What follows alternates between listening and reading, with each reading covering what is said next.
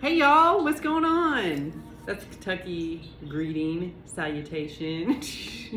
Hope everybody had an awesome Christmas. I had a pretty good one. It was all right. I'm back doing a video. I wanted to talk about the solar plexus chakra today because I looked on my Facebook memories this morning and there was a bunch of stuff about it, the solar plexus chakra and the Fool tarot card. So solar plexus chakra, it lies below the rib cage, liver, pancreas, spleen. Has a lot to do with anger, self-esteem, confidence. It's like the charcoal where we filter a lot of life's, the things we eat and also the things we experience, we filter them. And I think it's a good time to focus on the solar plexus chakra.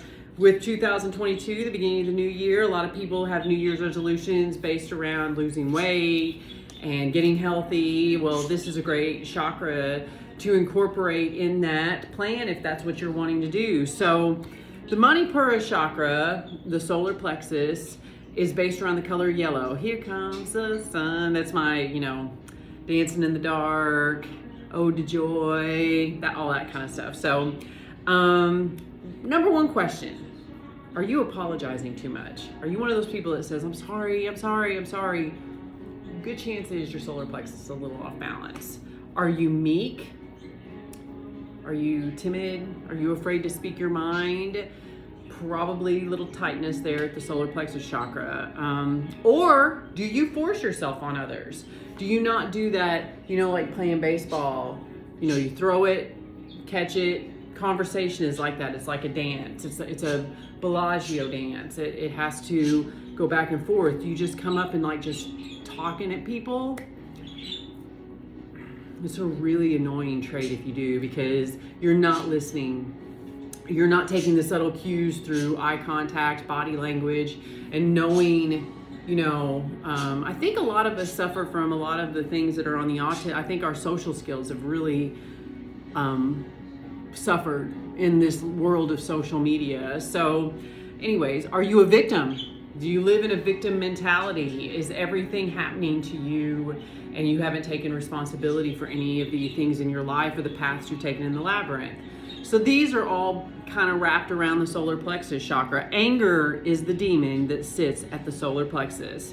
Subtle energy leaching takes place here. It is the chakra that requires the most energy and the most balancing. It is the game changer. I love lemongrass essential oil, ginger, I love peppermint, I love the Digize oils, anything. It's the filter. It's like, that we're stagnant energy. That's why, sometimes you see women that are thin, but then they have this huge, and they're like, I don't eat, I don't understand. It's trapped energy. It's trapped solar plexus energy, either an overabundance, you're just smothering people with your energy, or you're too meek and you're holding on. So I love in meditation to place a stone on a chakra that I think that needs attention, or that the more you understand the subtle energy field and the grid, you kind of understand what energy centers, what hormones might be attached to what's going on with your reactions, the people that you're attracting, the events you're attracting. So another thing about the solar plexus chakra, people who want to drain you attempt connection at the solar plexus. Now, this isn't I don't think this is something that's on purpose. I don't think most people know that this is even happening. I feel like I got a bunch. So anyways, sorry if my belly showed. So anyways, vampires. There's a reason that some people are attracted to certain mythology.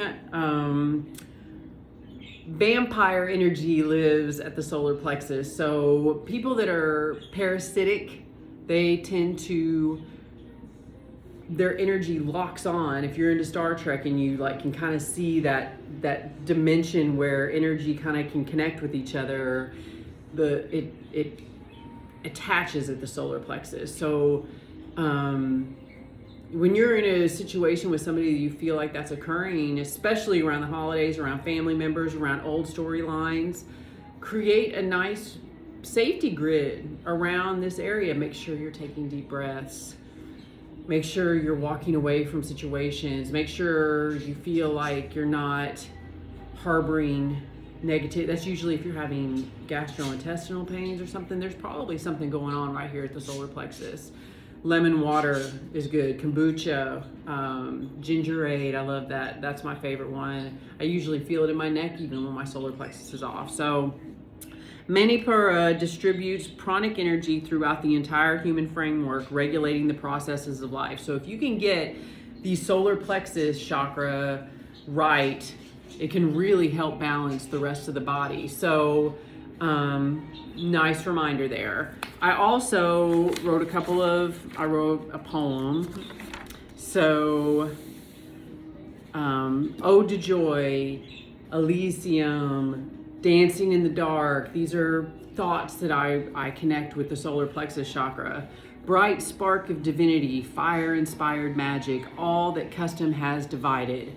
All that custom has divided. I love that because shallow customs divide us. It doesn't take it to the next level up the grid. So opening this solar plexus chakra can really bring meaning back to things that some are lacking. You know, you can see that even, you know, there's a lot of loss of meaning in things. I think that's why we are a very disposable society, because we've lost a lot of meaning. So, and art and creativity and healing all live in the meaning, I need meaning realm.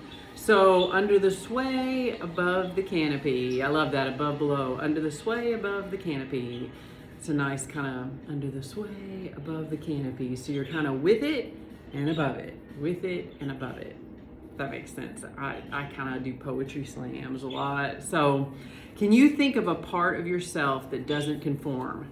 That's that kind of under the sway above the canopy. I can think tons of but there are places where I do conform and I lose Casey in other people's energy. So if you feel like that's happening, you probably should do a solar plexus meditation. Go on YouTube. There's tons of guided meditations for the solar plexus. But do you ever feel that way? Like when you're around people that you lose, sometimes I'll even forget what I look like. I've just gotten so wrapped up in somebody else's story. So if the fool whispered in your ear, what would you be encouraged to do? I love that. So lovesick energy, leap of faith, all that stuff kind of lives in the solar plexus. The fool in the abyss, the seed of life, calls, stardust swirling. She knows, she jumps with a crystal amplifier in her wand. She sends up a prayer and lets go. Her future awakes. So anyways, I read this really great book right before the Christmas holidays. It's for sale here because all the books that I read and I love, I sell them. So this is my own personal copy. There's notes, there's dog ears, there's underlined. I understood later that the explosive vibratory power in speech could be wisely directed to free one's life from difficulties and thus operate without scar or rebuke. It's kind of stuff I like. So I love this book too. I love this. If you're into the Big Brown Bag, I loved that when I was a kid, but I love books like this about art and materialism, because we are living in a material world, right? So I love in kind of incorporating what my 80s kid nature created in my story and the spiritualism and the art and putting it all together. I always kind of think of my roadmap. My shop is my roadmap to my pop art, my spirituality. So anyways, I hope everybody is having a really good week back. If you're not having back to work, and I hope you're having a nice week off before you go back to work, and I'll be back. I love doing these videos. I miss doing them for a couple of days, and I'll rock it out more. And Starship's playing. I'll never find another girl like you. I love this song. Sarah is my spirit name. Do you have a spirit name? What's your spirit name? That's a good fool. A dream won't come true.